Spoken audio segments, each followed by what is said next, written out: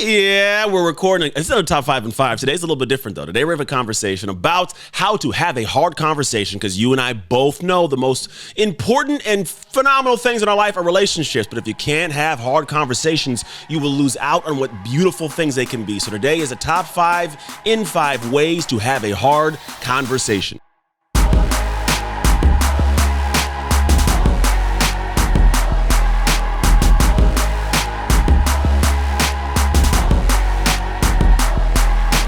Now, here's number 1. You essentially got to get to a point where you step in and go, hey, in the beginning of the talk, well, first off, have the talk. That's not point number 1, though, but have the talk. Let's just make that clear. Let's make the assumption, right? Assume you're going to have this talk. First thing is set the intention of the talk. Go in and say, look, here's what I want to do. I want to talk, but I don't want to have an argument. I don't want to go back and forth. I just want to have a really calm, non-emotional conversation. Because if you get to the emotional side of it, when emotion's high, intelligence is kind of low. We're not thinking at a really clean level when we're all spun up. So set the intention of the conversation you're about to have. Let them know, hey, here's where I want this to end. I want to be able to have a great relationship with you. I want to connect. I want to be deep. I want to be able to go and have fun again. Because things happen. I have had some interesting people talk to me about worlds they live in. And I'm like, ooh, that's a tough one. You're going to have a hard conversation, but don't go into it without clearing in the very beginning, clearing out a path and going, here is where I intend this conversation to go. Because if you get an idea of where it's going to go, you can start off without people having to guard up. It comes down a little bit. You go, oh, okay, I see where this person wants to go. Now, second step, I can count. I promise I can count. Number 2 is share your heart. Share your actual heart about the person. I care about you. I love you. You got to get them to realize where your heart's at. Because here's the thing. You're going to have some parts of the conversation that aren't fun. But if someone doesn't know where your heart is at, it'll land wrong. Some people can say things to you and it can hurt because you don't know where their heart's at. But if you have someone say, for example, hey, your voice is trash. Man, you can't sing for nothing, right? Someone can say that. But if you know their heart is in a jokey place to love you, can go, hey, your voice is kind of trash. You can't sing for anything. You should get better. It can be yeah, you know what? I love you. I know you love me. I got to work on that. Or you hate me. I hate you. You got an argument, right? It's all about knowing where the person's heart is at when they make the comment. So if you share your heart, let them know what you think, where you're at, what's going on internally. So when you give them what you got to give them language-wise, it lands in a better place. It's got to be something you start by sharing your heart. Then what you do is you go and own your faults first. If it's a hard conversation, back and forth, you got to own your fault first, period. You got to go in and say, look, here's where I messed up. I did this. I said this happened.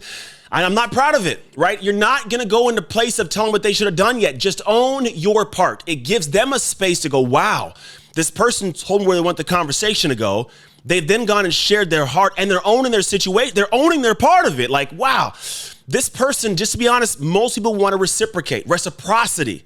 If you go out and own it first, they'll go, oh, I see where I can enter in. And they will then have more of a space to go in without feeling like they're going to be attacked or bombarded with some weirdness. So you got to go in and own what you have as your situation, your faults, and apologize for. Look, I messed up.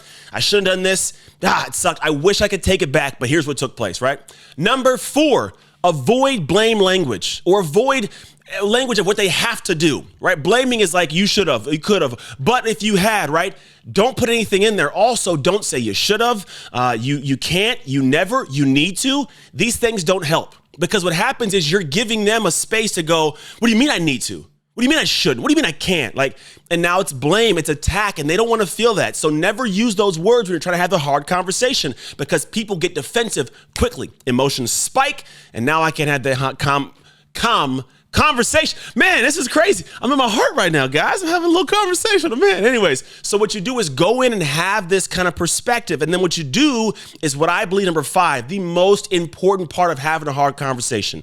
You pull the problem in together. Think of it this way. It's a table. You're on one side, I'm on this side. If it's a problem, I can push the problem to you. You can push it to me and go back and forth. The only way the problem gets solved is if one person walks around the table and gets to the other point, and you guys both go, hey, let's pull the problem in and solve it together, right? No matter what it is. It could have been somebody else did something crazy. I've had things in my life happen many times where somebody else did me wrong, but I wanted to have the hard conversation. I wanted to end positively. So what I chose to do was step in and go, all right, you know what? Let's figure this out together. You did something crazy. You hurt my heart.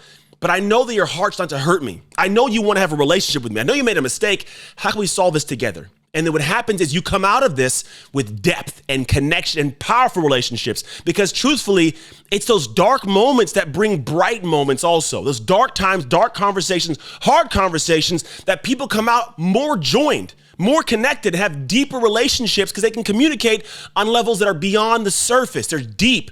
And those are the relationships you're supposed to have in all capacities of life. And if you can have these hard conversations, you'll have many, many more. So that is your top 5 in 5 ways to have a hard conversation.